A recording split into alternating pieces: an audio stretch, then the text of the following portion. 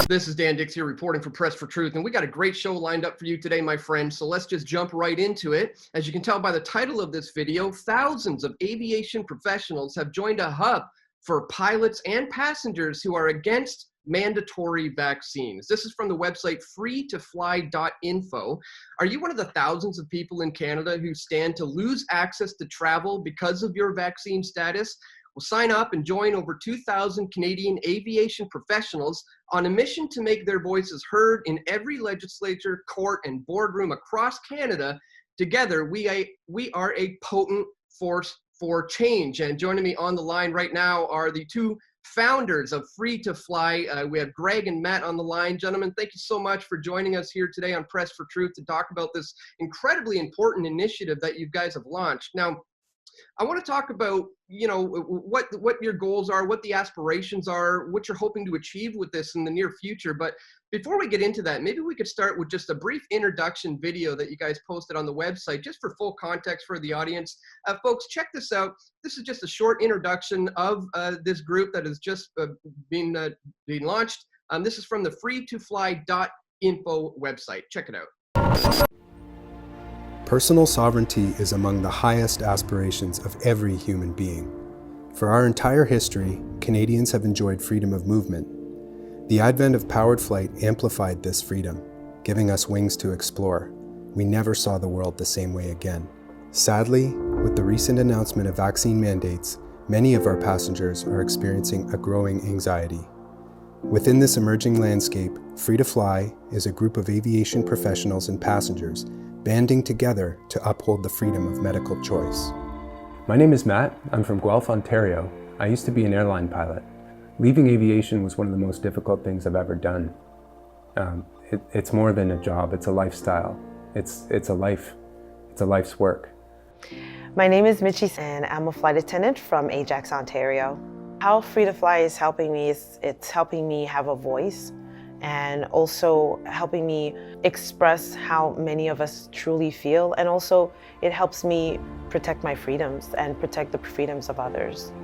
My name's Lori and I'm from Montreal, Canada. Freedom to me is all about choices, and in this particular situation, the passengers and the employees are not getting that choice. Hi, my name is Stephanie and I'm a flight attendant. Airline industry is important to us because it brings everyone together to learn different cultures, different lifestyle, and to visit different countries. Free to Fly is essential right now because one of the most important aspects of the modern world is under threat, and that is the ability to travel freely, to explore your world unimpeded by arbitrary laws and restrictions. The decision to leave my work was a very difficult one. At the end of the day, my decision is based on protecting my freedom and that of my children. Is it selfish to refuse to get a COVID-19 vaccination? Selfishness is acting in one's own interest at the expense of others. So let's imagine some people did have a legitimate reason for not getting a vaccine. What if forcing these people to get vaccinated anyway actually took something fundamental from them? What if doing so was an infraction against each and every one of us? What if the ability to make one's own medical decisions carried more weight than any other threat, including that which is posed by the threat of making the wrong decision? What if a love of freedom was the only thing that could unify every human being? What if the old idea of our ancestors, that freedom requires sacrifice, was actually a law of nature? If any of these prove true, then informed consent and health freedom are sacred rights that must be respected. Those that have defended this right at the expense of their careers are sacrificing much of who they are in order to attempt to defend freedom. They are motivated by a deep love for humanity and from a desire to live in a free society. Could this possibly be selfish? In the end, the love of freedom is the only thing that can unify us all. So please stand with us as we stand up for you. Together, we are a potent force for change. Join us in this fight. Your support is essential.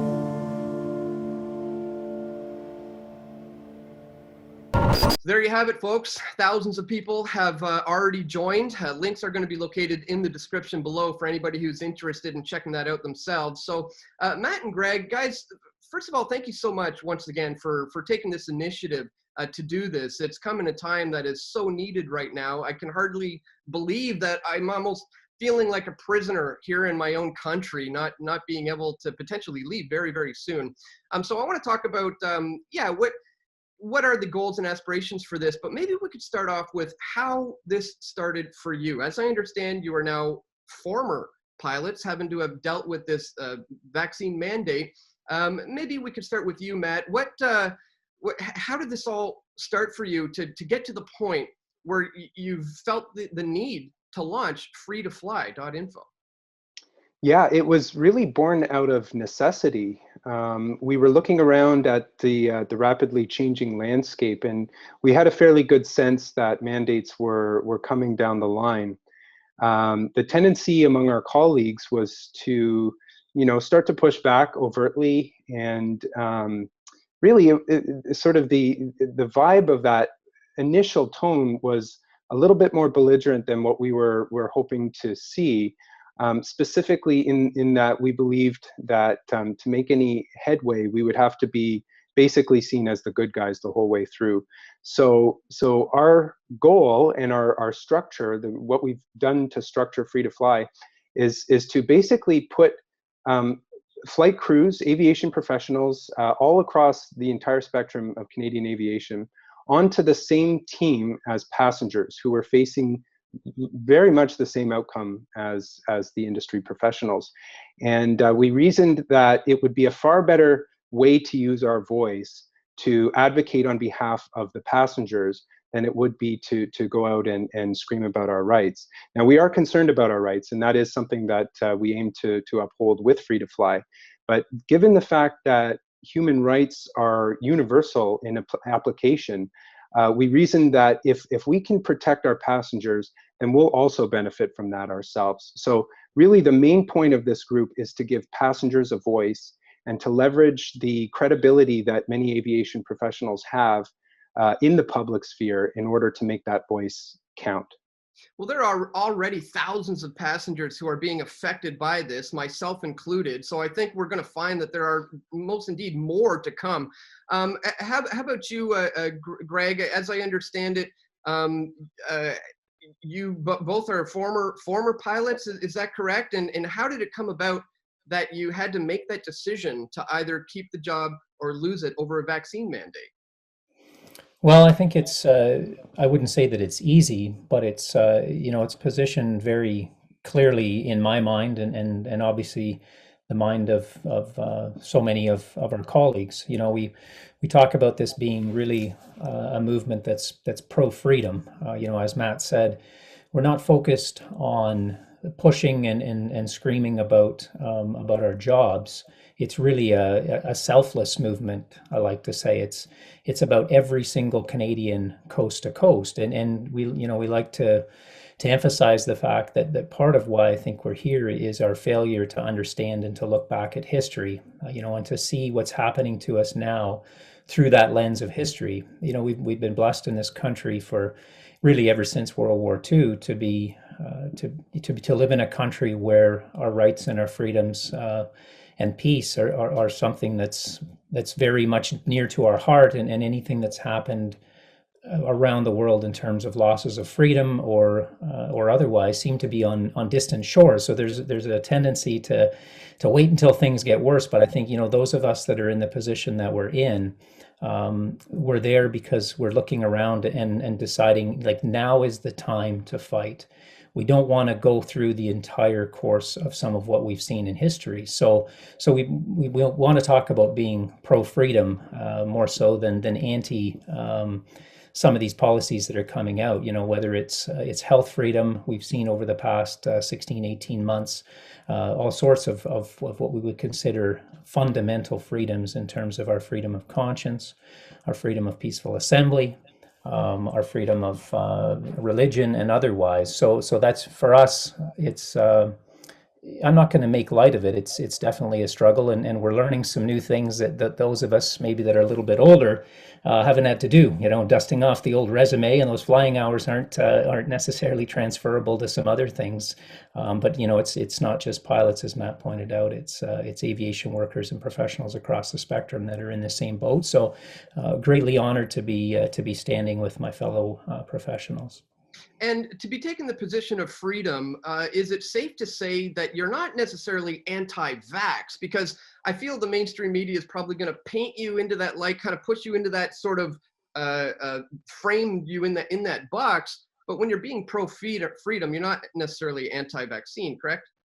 No, and really, even within our group, I like to make it very clear. We're standing for the freedoms of every Canadian. There's those in our group that have, gotten both shots. Some of them got one, and then, saw things a little bit differently. But they're in a unique and powerful position to be able to speak to the same values that we're advocating for. So it's, whether it's we want our airlines to succeed. So every single other member in our airline, from the lowest guys like ourselves to right up to the top, we wish them the maintenance of their freedoms equally to every single other Canadian, from Tofino to St. John's, Newfoundland, and beyond, regardless of where they sit on the political spectrum, regardless of where they may fall. In terms of what's so polarized in society. We are really a unifying movement on that standpoint. And who has been drawn to this so far, other than the passengers? Who fills up the aviation professionals? Is it, even down to the, just airport bagsmen and stewards and stewardesses and pilots? Is there anybody else I'm missing who's involved? No, we have everybody across Canada involved, from the security personnel that scan your baggage. We have air traffic controllers, maintenance technicians, you name it, everybody's there. It was started by pilots, this group, but once we realized just how far ranging this was going to be in its effect, it broadly opened up. And so now it includes everybody in the industry. Now, let's talk about some of the potential goals and initiatives that you have moving forward. One thing that comes to mind for me, and this is something I've been thinking about for over a year now, is do you think it's possible, if you get enough people, to be able to essentially form your own airline? I mean, if we're supposedly in a capitalist system, if we're in a free market here where competition is supposed to be welcomed, would it be possible to do such a thing? I mean, for example, right now there's nurses in Kamloops who have formed a coalition of people who want to treat unvaxxed people, and they opened up their own clinic that's recently been shut down due to landlord issues, and they're looking for a new building. But they've taken the initiative of opening up their own clinic. Is it possible that someday in the future, organizations like yours could form their own airline and then operate outside of the controls of the government? It's a great question, Dan. And it's, you use the word possible. Is it possible? Yes, it's possible. Is it plausible? Not likely. And the reason being that the aviation industry came of age at a time when the government had become centralized and become the sort of the arbiter of commerce and regulation. So aviation has always been at the regulatory tip of the spear. You might be aware that many of our practices that we see nowadays that involve searching people before entering a building, those were all rolled out in the aviation industry. So another factor that makes it very difficult, apart from the regulatory paradigm, is the fact that many of the jurisdictions we travel to, whether it be the government of Canada or another country, England, China, those governments own the privilege of landing on an airfield. They call them slots. And they can be bought and traded or leased, but generally speaking, they're controlled by their own countries. Many of the infrastructure resources that an airline requires to draw from, like gates and access to certain parts of the airport, are regulated heavily by the government. And so if you were going to start your own airline, it would have to be a fairly innovative thing. You would be looking at very likely private airstrips. You would be looking at the possibility of needing to go back to the flying boat days, for example. I'm not saying that's an option, but you would have to do something fairly outside of the box in order to get around the regulatory paradigm that exists today. But your question is not a unique one, Dan. It's one that we're being asked fairly regularly, and the only reason the main reason I bring that up is to highlight, the level of desperation that's out there amongst the Canadian people. And that, challenge is always an opportunity as well. And maybe it's not so much an economic opportunity here, but it's certainly an opportunity to understand the level of desperation that's in, so many citizens in this country. And that's a large part of what we're looking to leverage here, is that freedom-loving Canadians who are passionate about the history upon which this country is born will rise up and understand where we're headed and truly start to dig in. Well, if it depends on the various countries around the world and whatever policies they have to whether or not they're going to let you in or not, correct me if I'm wrong, but I'm pretty sure in Canada right now, you are going to need a vaccine in order to board a plane to be able to leave the country. But I think people can still come into the country without having a vaccine. Is that correct as far as you know? Myself, I can't speak to that specifically, but I would not be surprised if there is a requirement to enter the country to be vaccinated. It might not be implemented yet, but we are seeing those types of policies. For example, in the United States, that policy goes into effect, I believe, the beginning of November, first week of November. So if it's not here, it's very likely coming. Well, and part of the struggle with some of this is that the guidance is not terribly clear. Let's put it that way. You go on the Government of Canada website to try and inform yourself, even for something as simple as flying from Vancouver to Toronto, let's say, and then you compare it to the individual airlines, and there are not subtle differences sometimes. So even that little bit alone is frustrating for people that have a ticket in their hand, who are wanting to purchase a ticket and then are unclear as to where they happen to be within the scheme of vaccination, or whether they need a PCR test or otherwise. And some of that is because it hasn't been rolled out clearly from the top down yet. So, have you been contacted by a lot of pilots who are expressing they're concerned with the fact that this is, for a lot of people, a lifelong dream, and not just that, a lot of hard work, a lot of determination to be able to become a pilot, now facing termination over a medical decision. You must be getting flooded with emails of people who are in that position. Do you have guys like that who are joining your organization saying, I can't believe I'm forced to give up my job here? Yeah, certainly that for sure, Dan. That's an aspect of it, absolutely. I guess what I find almost more troubling is those who are within our group, or who contact us just to have a conversation, who were forced and are under incredible stress. And really, I call it, their souls are divided at this point, because as a matter of conscience, they didn't want to go down this route. But it's really why I use fairly strong language when it comes to the position that people are being put in. There's a spiritual aspect to it almost. It's evil in the sense that they're being attacked at the very core of their humanity, their ability to look after the people that they love. And some people have been forced. Really, they see no way out, and so they've had to go ahead and do something with their own body that they did not want to do as a matter of conscience, to put food on the table, and it leaves them in a very dark place. So I'm not answering your question directly. We have both, I guess, is what I'm saying. And there's an aspect of real support that we're providing as a group. Matt and I have gotten incredibly close to people that are almost like family now, coast to coast. Pilots that I didn't know across the country. That have really become like family as a matter of support, amongst other things. Well, that's one of the things we really need moving forward in this COVID 1984 nightmare, as I often call it, is that sense of community and people of like mind to be able to come together and to form these kind of coalitions and initiatives and groups that can take on what the government is doing to us here. So what would you say, I mean, I know you can't predict the future, but what are some of the things that you would hope to see come of this in maybe the following months, or maybe even next year, as you continue to grow the organization?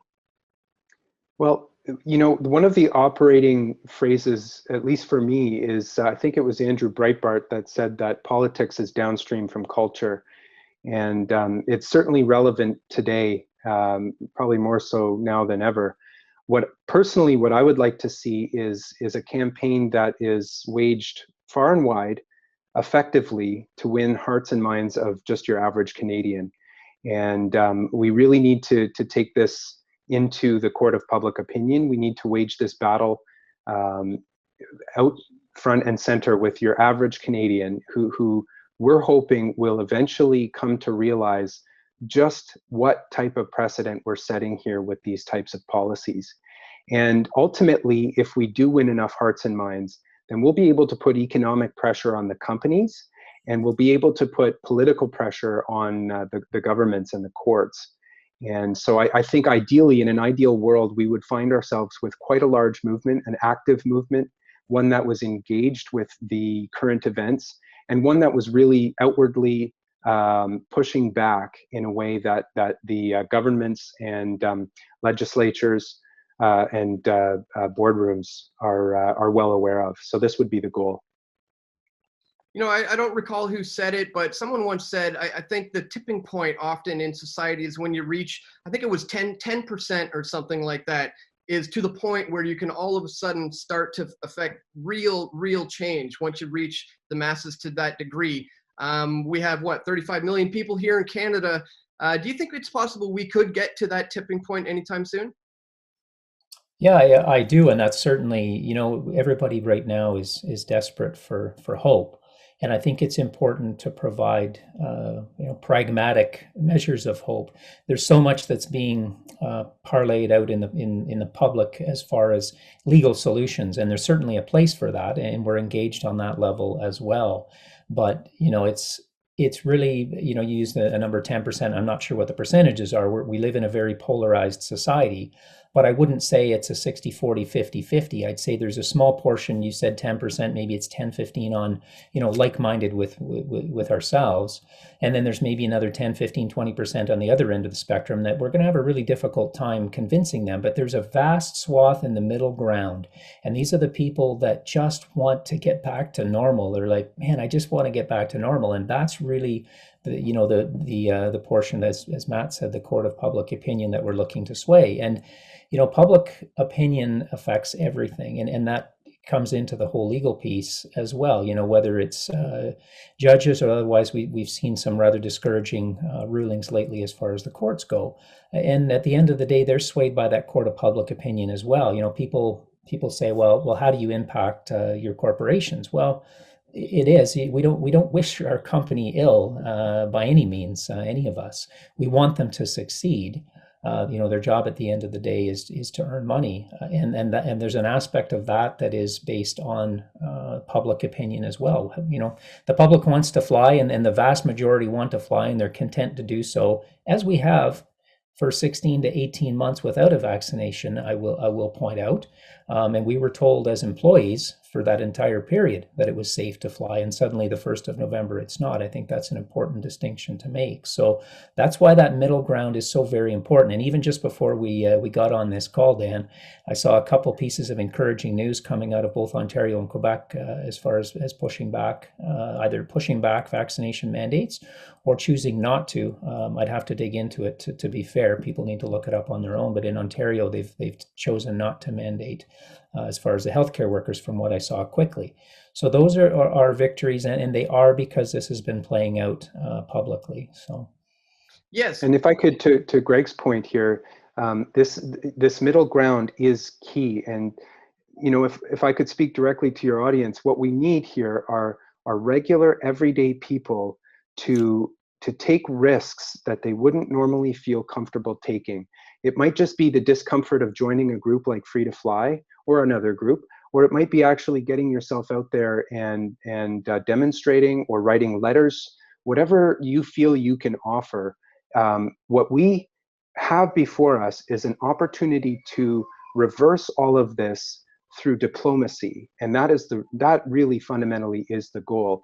But if we proceed much further beyond this point, it'll be very difficult to do that. And we're all, as it stands right now, we all have to give something up in order to make this go back to normal. For most of us, it'll just be our comfort level, but we will have to give something up to get it to go back to normal. If we let it go much further than this, we're going to have to give up more than just our comfort level. And so we really just want to make sure that we can wage this battle in the court of public opinion diplomatically.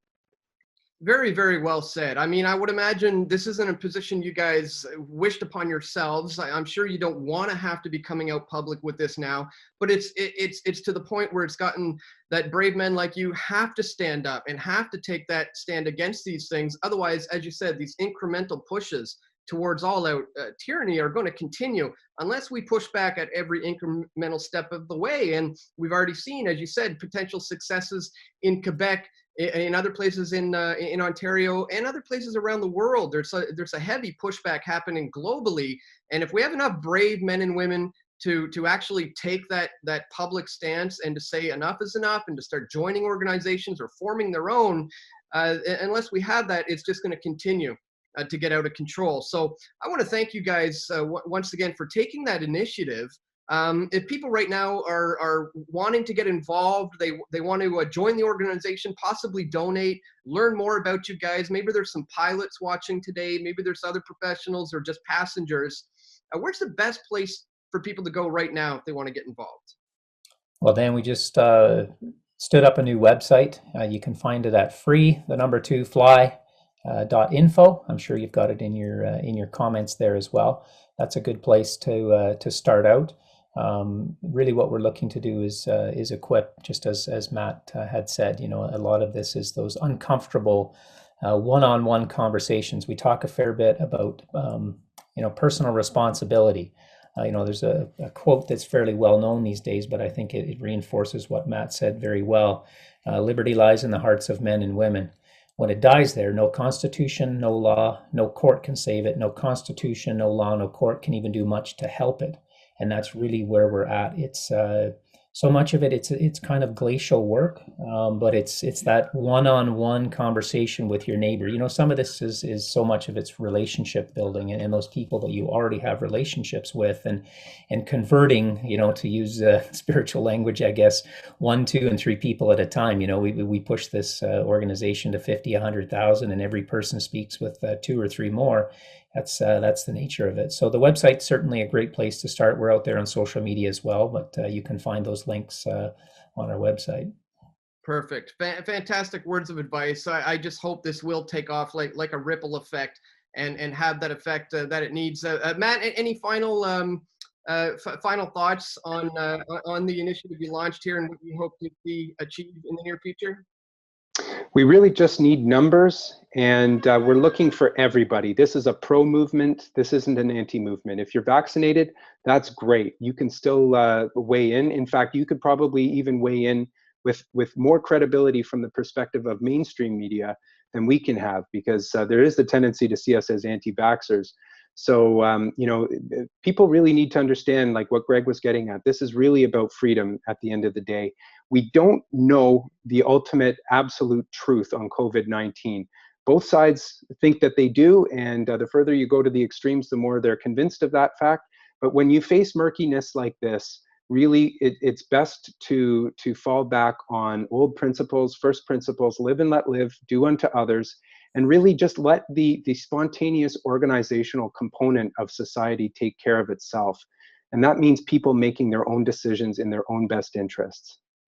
Very, very well said. As I said, if we truly do live in an open free market society, then I hope people will effectively not only vote with their dollar, but vote with their mind as well, by taking that brave stance like you guys have done and either joining the organization or forming one similar of their own. So once again, gentlemen, I just want to thank you so much for taking this initiative and launching this. I wish you guys all the best success. I really want to encourage everybody to check all the links located in the description below. They're going to need your help. They're going to need your donations, and they're going to need you to sign up. We need more people to get involved.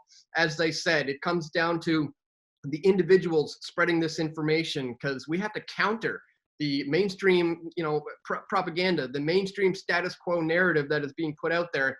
And I know people are feeling the same as we are, so we just hope it spreads. Once again, thank you guys so much for launching this, and I want to encourage you to keep up the great work. Thanks so much, Dan. It's great to be here. Thank you, Dan. Appreciate your courage. We all want truth.